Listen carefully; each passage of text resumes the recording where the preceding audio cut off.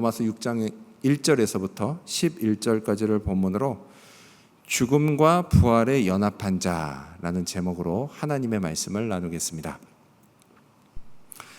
여러분, 한국에는요 진실과 화해위원회라는 정부 기구가 있습니다.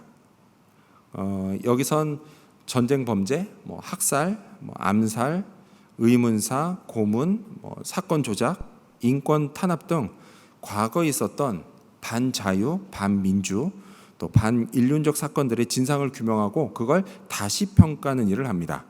쉽게 말해서 지난 세월 정부로부터 부당한 탄압과 고통을 받은 사람들의 억울함을 풀어주는 곳입니다.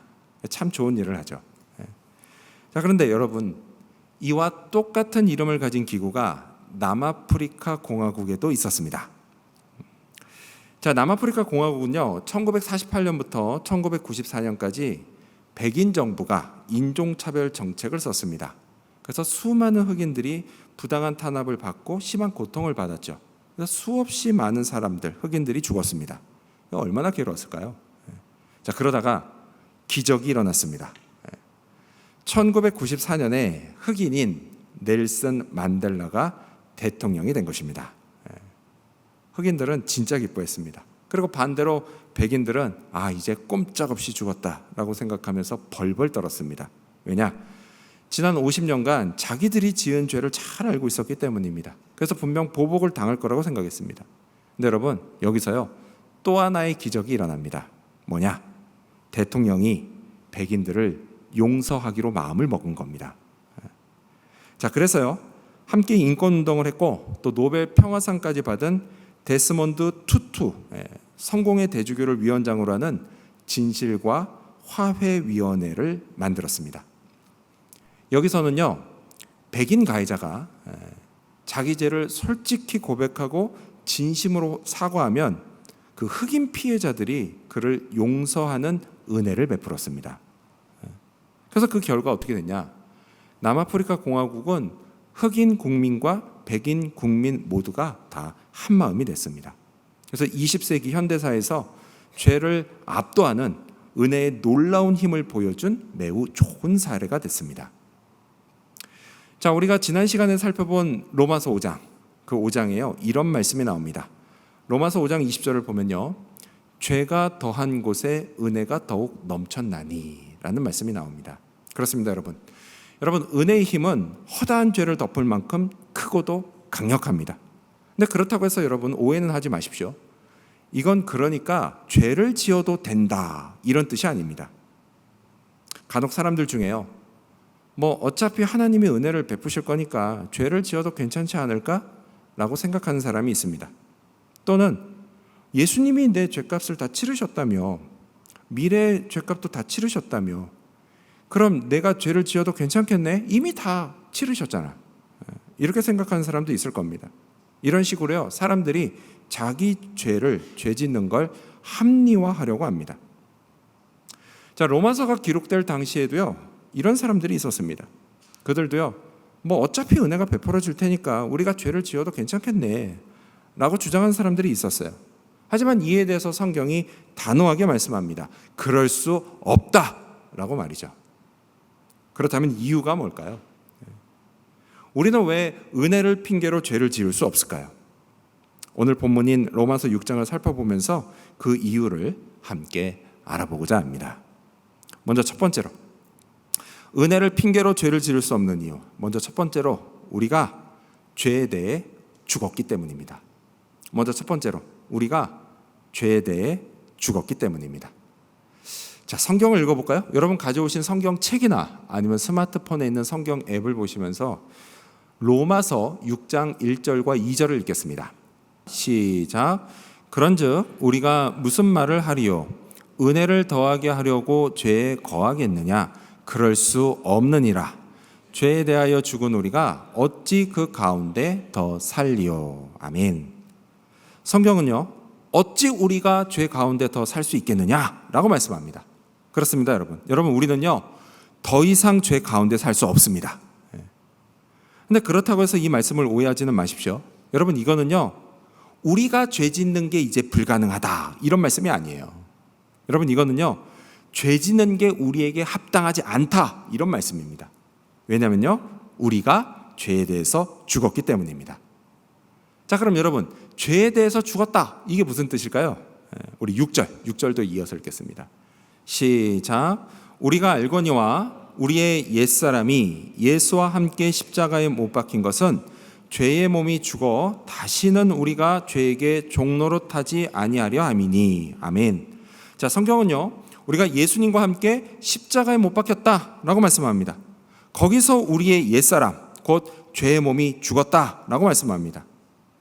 여러분, 예수님은요, 십자가에서 모든 인간의 죄값을 대신 다 치르고 죽으셨습니다. 누구의 죄값이죠? 저의 죄값, 그리고 바로 여러분의 죄값 다 치르고 죽으셨습니다. 자, 그래서 우리가 어떻게 되었죠? 우리가 어떻게 됐어요?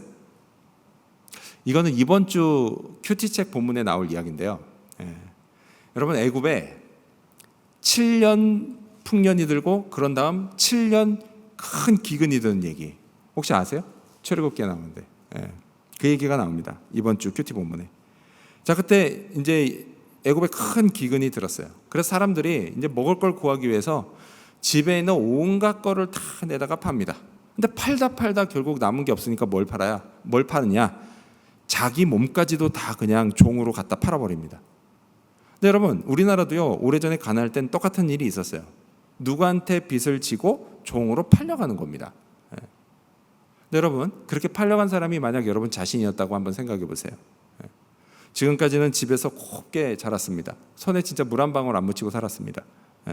근데 종으로 팔려가서 이제 맨날 종살이 하는 거예요. 빨래하고 밥 짓고 나무 해오고 맨날 종살이 하는 겁니다. 얼마나 힘들겠습니까? 근데 힘들어 죽겠는데 이 빚을 갚을 능력이 없는 거예요.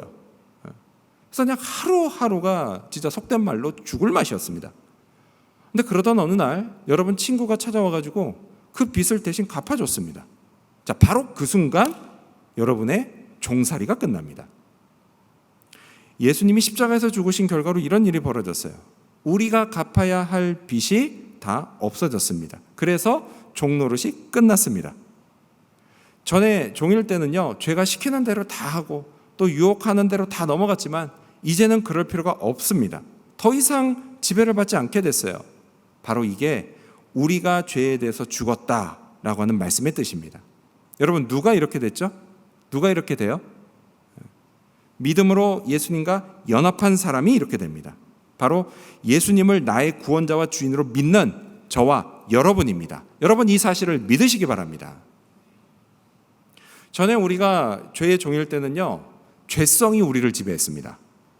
하지만 이젠 다른 힘이 우리를 지배해요. 뭐냐? 바로 은혜입니다. 은혜.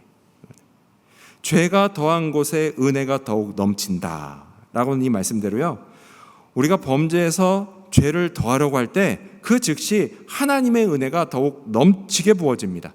그래서 그 은혜로 우리가 하나님을 생각하게 됩니다. 그리고 나를 위해서 죽으신 예수님을 생각하게 됩니다. 그리고 또 성령을 구하게 됩니다. 이 은혜의 힘이 우리로 하여금 죄 짓는 삶이 아니라 경건한 삶을 살도록 인도합니다. 변화된 삶을 계속 시도하게 해요. 따라서 여러분, 늘 은혜를 구하십시오. 은혜 안에 머물러 있으려고 하십시오. 이 은혜가 예수님과 함께 죽은 사람에게 부어집니다. 이걸 믿으시기 바랍니다. 내가 예수님과 함께 죽었다. 여러분, 이걸 상징하는 기독교 예식이 있습니다. 뭘까요? 우리 청소년들, 내가 예수님과 함께 죽었다, 이걸 상징하는 기독교 예식이 뭘까요? 맞아요, 침례예요. 침례입니다. 그러니까 이제 장로교 배경이 있으신 분들은 세례, 그러니까 침례식, 세례식이 이걸 상징하는 예식이에요. 자, 우리 로마서 6장 3절 말씀 같이 읽겠습니다. 로마서 6장 3절 시작.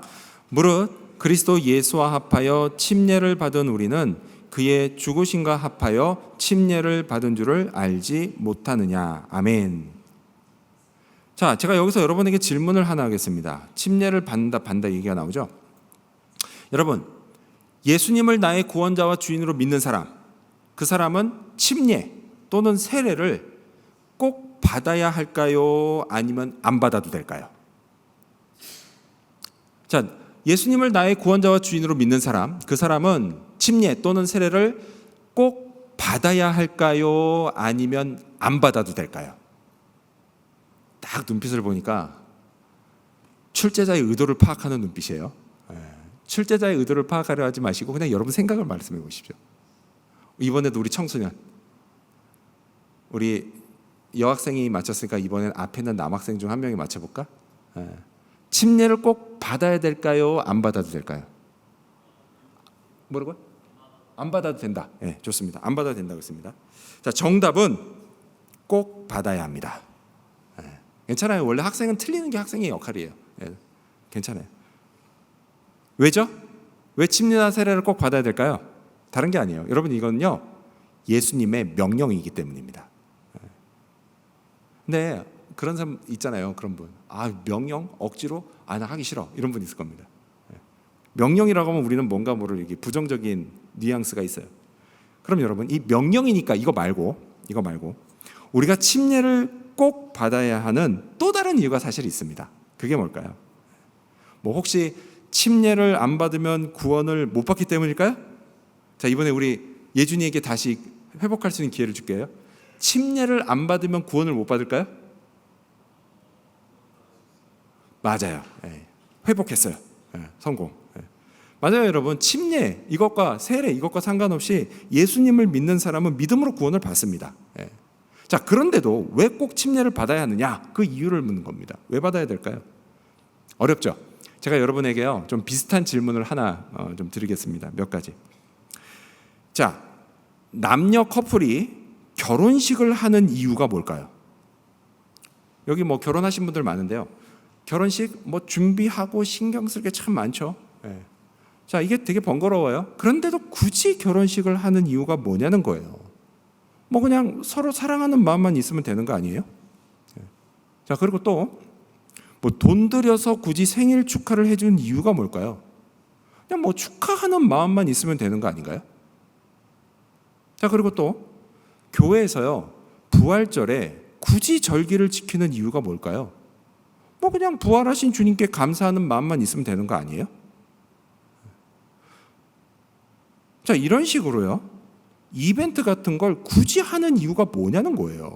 마음만 있으면 되는 거 아니에요? 근데 그렇지가 않아요, 여러분. 여러분, 마음이라고 하는 거는요 그게 겉으로 표현될 때 비로소 진정성이 생깁니다. 맨날 사랑하는 마음이 있다고만 하면 뭐예요? 한 번 표현 안 하면 그게 무슨 사랑이에요? 진정성이라는 거는 표현될 때 나오는 거예요. 그래서 여러분, 이건 가식적인 것도 아니고 이상한 것도 아닙니다. 지극히 자연스러운 거예요. 침례를 받는 것도 마찬가지다라는 겁니다. 여러분, 우리는요 예수님을 마음으로 믿어서 구원을 받았습니다. 이 마음을 침례를 받는 걸로 표현하는 거요, 그거는 가식적인 것도 아니고 이상한 것도 아니고 지극히 자연스러운 겁니다. 따라서 여러분, 자기가 구원받은 확신은 있지만 아직 침례를 받지 않은 분이 있다면요 기회가 생길 때 꼭 받으시기 바랍니다. 침례는, 세례는 내가 예수님과 함께 죽는 걸 상징합니다. 이를 통해서 죄에 대해 죽고 죄의 지배에서 벗어난 걸 상징합니다. 더 이상 죄에게 종노릇 하지 않게 된 걸 상징합니다. 그러니 꼭 받으시기 바랍니다. 그리고 받은 다음에는 침례의 의미를 기억하면서 살기를 바랍니다. 그리고요, 이미 여러분 중에 침례를 받으신 분들, 세례 받으신 분들은 역시 침례의 의미를 기억하면서 살기를 바랍니다. 그래서 죄짓게 하는 유혹이 또 찾아와서 나를 넘어뜨리려고 할 때 내가 죄에 대해 이미 죽었다는 사실, 그걸 떠올릴 수 있기를 바랍니다. 내게 은혜가 베풀어진다는 사실도 떠올릴 수 있기를 바랍니다. 은혜 안에 계속 머물면서 은혜의 힘으로 유혹을 물리치고 넘어지지 않기를 바랍니다. 여러분, 은혜를 구하십시오. 하나님이 더욱 넘치게 부어주십니다. 이 사실도 믿으시기 바랍니다. 이러한 믿음으로 예수님과 연합한 자로 살아가는 저와 여러분이 되시기를 축원합니다. 은혜를 핑계로 죄를 지을 수 없는 이유, 과연 뭘까요? 두 번째로 우리가 새 생명으로 살기 때문입니다.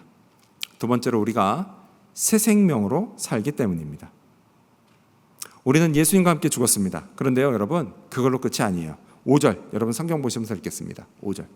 시작. 만일 우리가 그의 죽으심과 같은 모양으로 연합한 자가 되었으면 또한 그의 부활과 같은 모양으로 연합한 자도 되리라. 아멘. 성경은요, 함께 죽었으면 또한 함께 부활한다라고 말씀합니다. 그렇습니다, 여러분. 우리는요, 예수님이 부활하신 것처럼 다시 살아났습니다.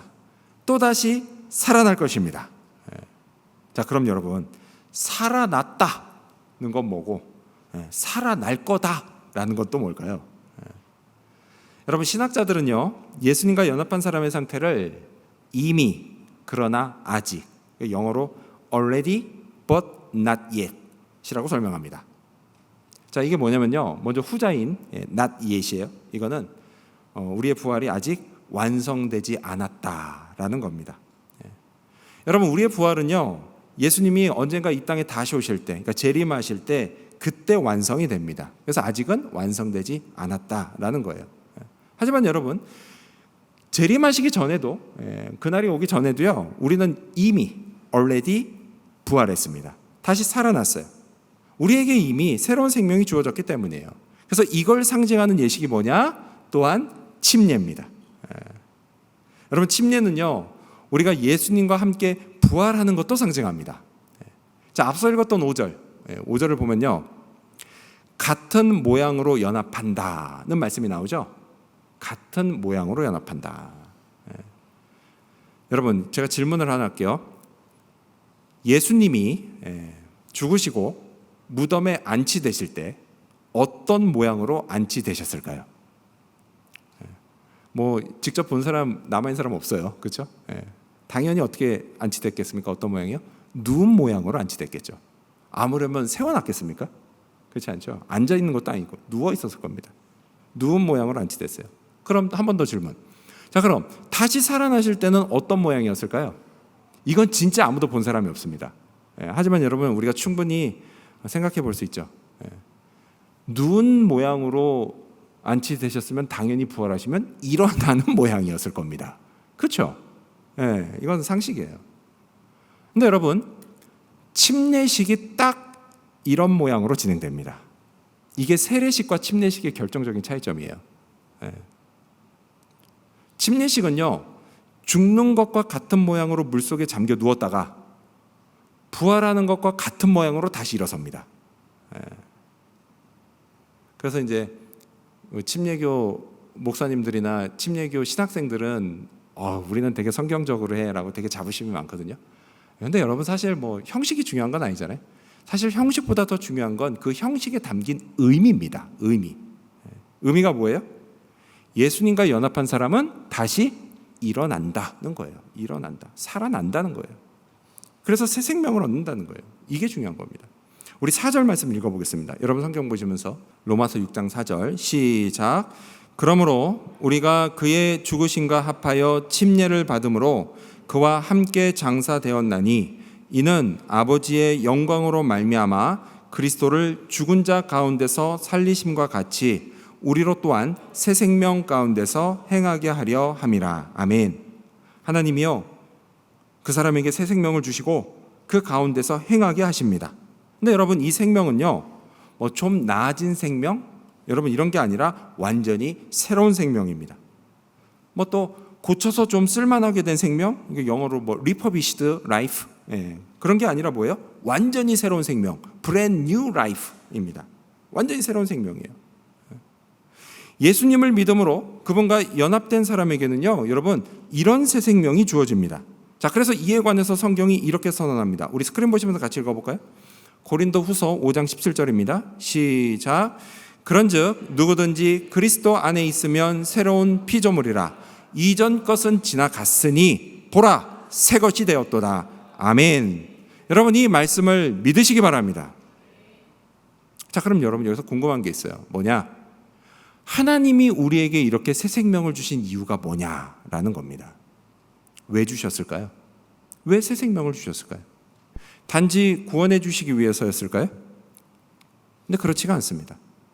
여러분, 우리가 구원을 받았다라고 하는 건요, 마치 우리가 출발점에 서 있는 것, 그것과 같은 겁니다. 자, 우리가 출발점에 섰으면 그 다음에 어떻게 해야 되죠? 그 다음엔 앞으로 가야죠. 가야 되는 겁니다. 하나님이 우리를 위해서 계획하신 길, 그 길을 가야 하는 겁니다. 하지만 여러분, 너무나 안타깝게도요, 그냥 가지 않고 계속 출발점에만 머물러 있는 사람이 있어요. 그러면서 자기를 이렇게 합리화합니다. 뭐 나는 구원받는 걸로 좋게. 이거면 충분해. 그냥 계속 이 자리에 있을래. 안 갈래. 근데 여러분, 이 말이요, 하나님께는 참 웃기는 소리입니다. 근데 여러분, 우리도 비슷한 말 들으면 되게 웃기지 않습니까? 이런 말이에요. 뭐냐? 갓 태어난 아기가요, 갓난아기가 난 태어난 걸로 좋게, 성장하지 않을 거야, 이렇게 말합니다. 얼마나 웃깁니까? 태어났으면 뭐 해야 돼요? 성장해야 되는 거예요. 당연한 거죠. 그리고 또 이런 거 있죠. 썸 타던 남녀가요, 드디어 사귀기로 하고 이렇게 말하는 겁니다. 우린 사귀기로 한 걸로 좋게. 이거 얼마나 웃깁니까? 사랑이 싹 텄으면 이제 그걸 키워가야죠. 왜 그 자리에 머물러요? 또요, 그렇게 해서 막 결혼을 했습니다. 막 결혼한 부부가 우린 결혼한 걸로 좋게. 그것도 얼마나 웃긴 얘기입니까? 행복한 가정이 저절로 되는 줄 아닙니다.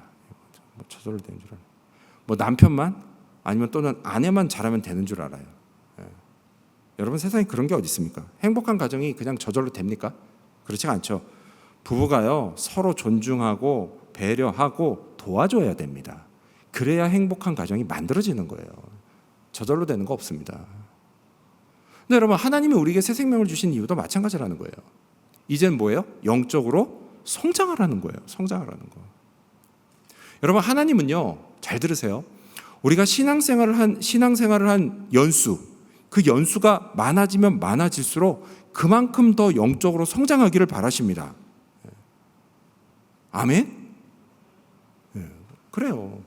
근데 여러분, 이 영적으로 성장한다라는 거, 신학에서는 이걸 성화라고 합니다. 성화. 근데 여러분, 이 성화는요, 우리 혼자만의 힘으로 되는 게 아니에요. 여기에도 뭐가 필요하냐? 반드시 은혜가 필요합니다. 은혜. 말씀에 순종하고 기도하면서 하나님의 은혜를 경험해야 돼요. 또 하나님이 주시는 지혜와 능력을 통해서 하나님의 은혜를 경험해야 됩니다. 그러면서 점점 어떻게 해야 되느냐? 예수님의 성품을 닮아가야 합니다. 여러분, 예수님의 성품을 닮아간다는 게 다른 거 아닙니다. 예를 들어 이런 거예요. 2번 화낼 거 1번만 화내는 겁니다. 좀 참는 거예요. 그리고 또 뭐예요? 예수님의 인격도 닮아가야 해요. 그래서 좀 남들을 좀 너그럽게 대하는 겁니다. 또 뭐를 닮아가느냐? 생각도 닮아가는 거예요. 하나님이 좋아하실 일들을 생각하는 겁니다. 또 뭐를 닮아가야 돼요? 말도 닮아가야 돼요. 입에서 나오는 말. 은혜를 끼치는 말을 하는 거예요. 또 뭐 닮아가야 돼요? 행동도 닮아가야 되죠. 좀 남들을 위해서 희생도 하는 겁니다. 늘 자기 것만 챙기려고 하지 말고. 이렇게 성화가 뭐냐? 쉽게 말해서 예수님을 닮아가는 거예요.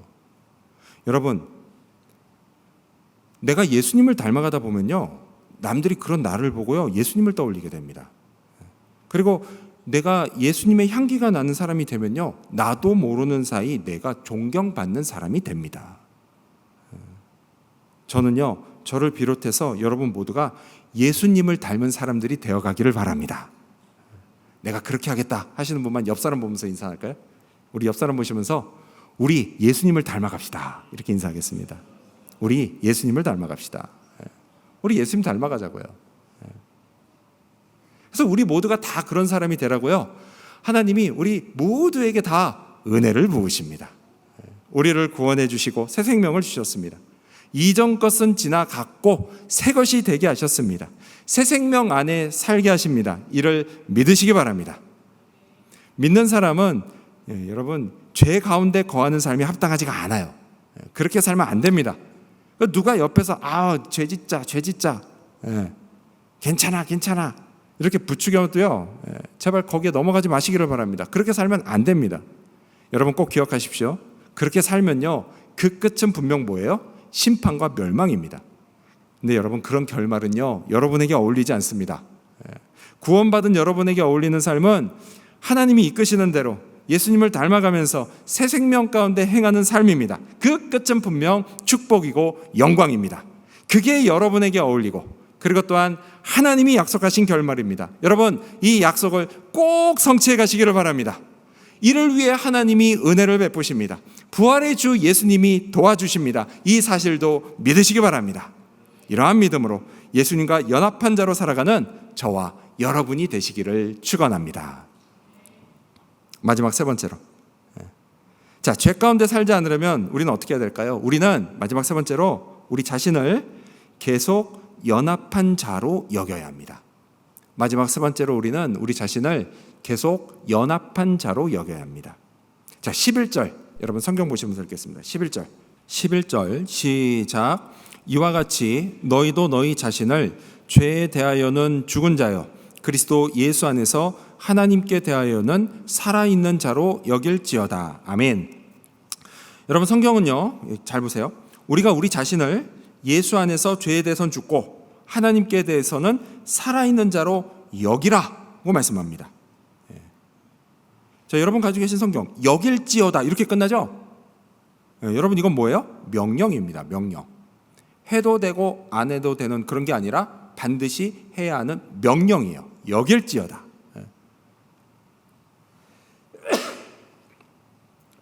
자, 이 여길지어다 이게 헬라어 원어로 보면요 로기제스테란 단어입니다.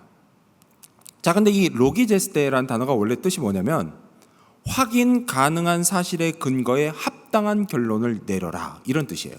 뭐라고요? 확인 가능한 사실의 근거에 합당한 결론을 내려라 이거예요. 그러니까 이겁니다, 여러분. 앞뒤 안 가리고 무조건 여겨라 이게 아니에요. 사실의 근거에서 합당한 결론을 내리고 그리고 자신을 그런 존재로 확실히 여겨라 이런 얘기입니다. 여러분 예수님의 죽음과 부활은요 누가 꾸며낸 이야기 아닙니다. 여러분 이건요 역사적인 사실이에요. 그리고 거기서 생긴 효과도 분명 사실입니다. 자, 이걸 좀 살펴볼까요? 여러분 예수님은요 인간으로 이 땅에 오셨지만 동시에 그분은 하나님이십니다. 성자 하나님이세요. 여러분 하나님이 인간과 다른 점이 있습니다. 어떤 게 있을까요? 여러 가지가 있는데 먼저 첫 번째로는 죄가 없다라는 거예요. 하나님은 죄가 없으시죠. 그래서 즉 예수님 뭐예요? 죄가 없으세요. 따라서요 인간의 죄값을 대신 치르는 완벽한 제물이 되십니다. 죄가 없어서. 자, 그래서요 완벽한 제물이기 때문에 여러 번 죽을 필요가 없습니다. 그냥 단 한 번에 인간의 죄값을 완벽히 치르셨습니다. 자, 이에 관해서 성경이 이렇게 말씀합니다. 10절은 이번에 스크린 보시면서 읽겠습니다. 시작. 그가 죽으심은 죄에 대하여 단번에 죽으심이요 그가 살아계심은 하나님께 대하여 살아계심이니. 아멘. 단번에 죽으셨어요. 자, 예수님 죽으셨습니다. 그리고 또 어떻게 하셨죠? 부활하셨어요. 부활. 여러분 우리가 신약성경 복음서를 보면요 많은 사람들이 부활하신 예수님을 만납니다. 그리고요 또 사도행전을 보면 많은 사람들이 보는 앞에서 부활하신 예수님이 하늘로 올라가십니다.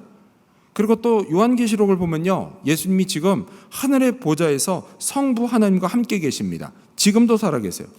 여러분 하나님이 인간과 다른 점 아까 뭐라 그랬죠? 죄가 없다 그랬죠? 또 다른 점 뭐가 있어요? 하나님은 결코 죽지 않는다는 겁니다. 죽지 않으세요. 그러니까 뭐예요? 예수님도 영원히 살아계십니다. 자, 이런 예수님의 죽음과 부활에 관한 사실, 이런 사실에 근거해서 우리는 어떻게 해요? 우리 자신을 예수님과 함께 죽고 또 함께 살아난 존재로 확실히 여겨야 합니다. 확실히 여겨야 돼요.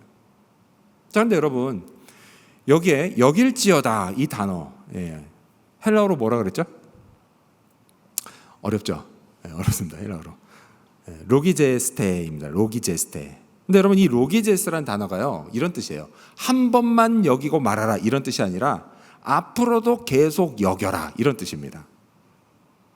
그래서 앞으로도 계속 여겨야 돼요. 근데 여러분 그러기 위해서는요 우리에게 뭔가 리마인더가 있으면 참 좋습니다. 기억을 떠올려주는 그런 거요. 어떤 게 있을까요? 뭐 비슷한 예로 결혼 반지가 있죠. 결혼 반지. 여러분 결혼식이 뭐예요? 결혼식?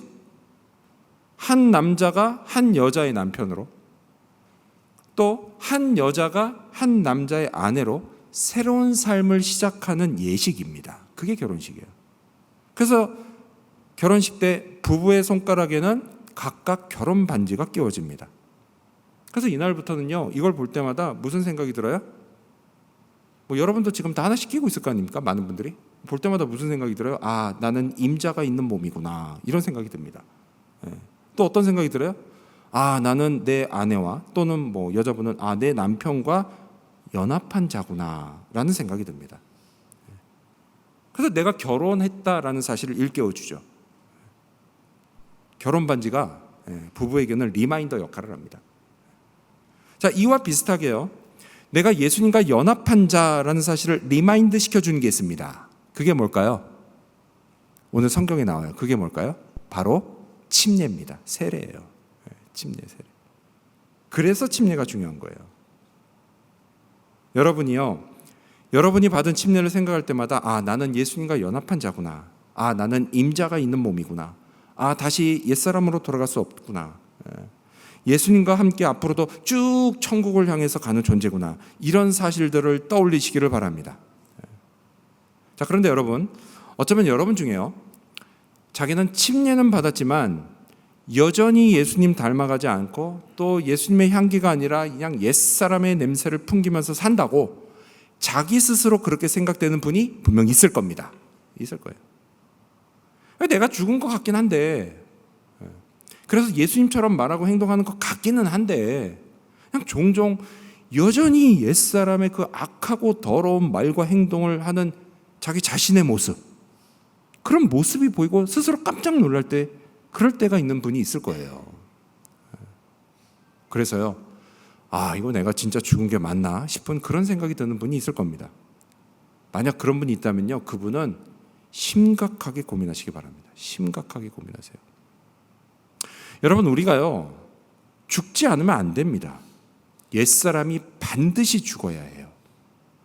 죽지를 않았는데 어떻게 부활이 있겠습니까? 사실 우리 대부분이 이것 때문에 고민이 참 많죠. 남 얘기 아닙니다, 솔직히. 자기 얘기죠.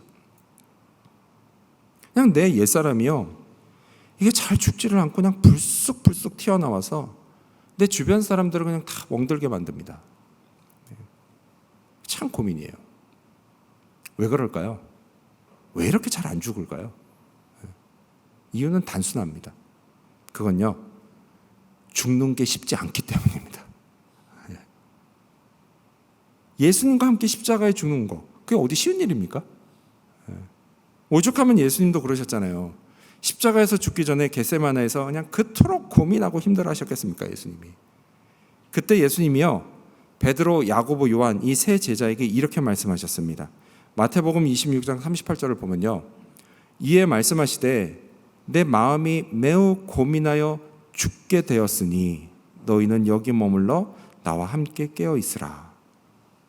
얼마나 고민이 되셨으면 뭐라고 하세요?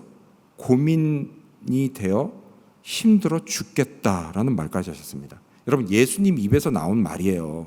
죽겠다. 또 뭐라고 하셨죠? 보면은 이 세 명에게 뭐라고 하세요? 나와 함께 깨어 있으라라고 하셨어요.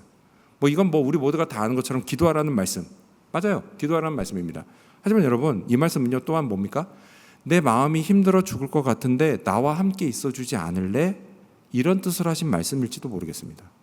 여러분, 우리도 그러잖아요. 내가 진짜 힘들 때요, 다른 거 없어요. 그냥 누가 나와 함께 있어주는 것만으로도요, 나는 진짜 큰 힘이 됩니다. 자, 아무튼 여러분, 예수님께도 뭐라고요? 죽는 건 결코 쉬운 일이 아니었다라는 얘기예요. 죽는 게 쉬운 일은 아닙니다.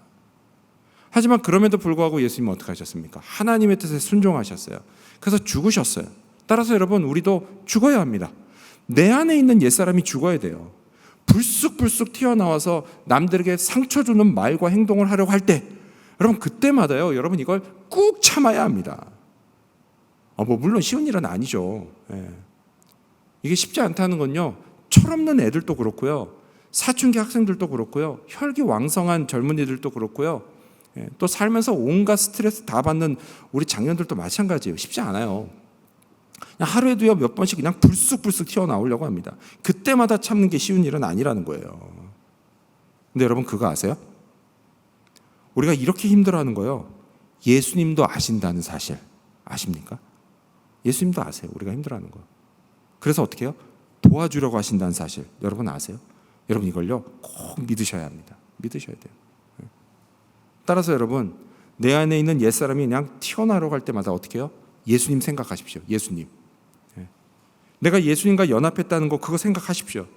예수님과 함께 죽고 다시 살아났고 새 생명이 주어졌다, 이것도 생각하십시오. 그리고 내가 내뱉는 말 하나하나, 내가 하는 행동 하나하나, 이게 예수님을 기쁘시게 할 수도 있고 반대로 실망시킬 수도 있다. 이걸 생각하십시오. 그러면 어떻게 됩니까? 그러면요, 여러분, 예수님이 도와주시는 대로 여러분이 말하고 행동하게 될 겁니다.